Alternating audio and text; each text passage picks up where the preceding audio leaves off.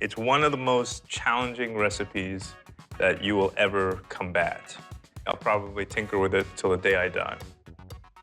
In Filipino cuisine, there's something called adobo. It's basically chicken that's been braised in vinegar. To actually pre-poach meat before you deep fry it is almost like cheating. Water, vinegar, soy sauce, black pepper, chili flakes, a couple of bay leaves, garlic, because that's gonna flavor the broth. Just a little bit of salt and a little bit of sugar. The liquid should be warm enough that it's gonna poach the chicken, but actually you should be able to put your hand in it and not burn yourself. It's like a warm bath for the chicken.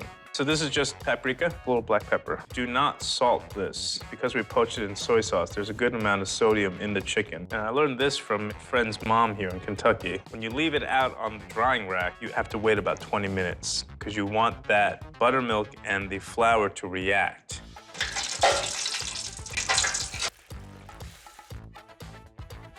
I'll kind of slice it and almost make croutons out of it, waffle croutons.